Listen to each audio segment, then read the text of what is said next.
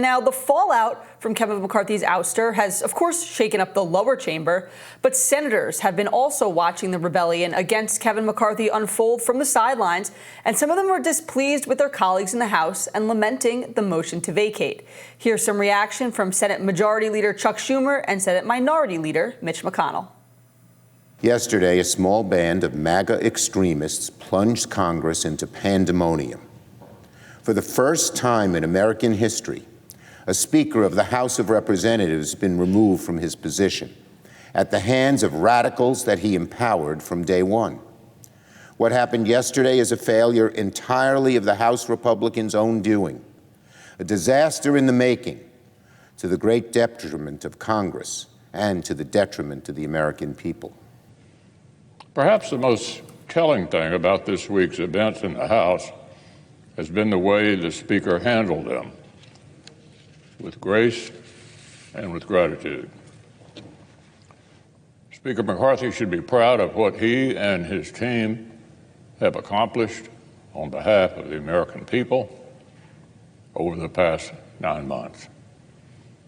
And he can rest assured that his colleagues, myself included, will continue to draw on his talents and optimism in the days that lie ahead.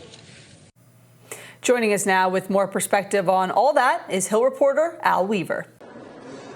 Senators are really alarmed at what's going on the House side with the Speaker's fight lately, and they are really alarmed for a number of reasons. Number one, Senate Republicans are really concerned that it just shows that their party is unable to govern. The Senate Republicans are trying to keep things on the right track as far as spending and another of other issues.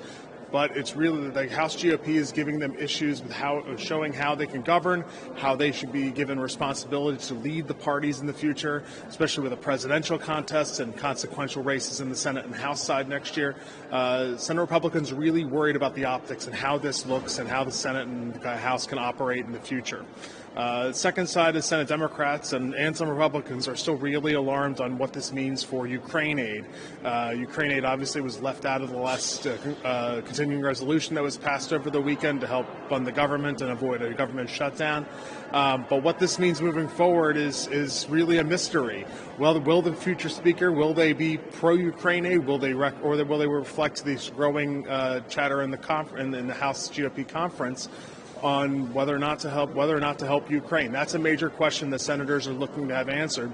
And the other thing, looking ahead, is in 45 days is when there's a government spending package that needs to come through. Obviously, McCarthy kind of stuck his neck out on the line and literally had it chopped off this time around.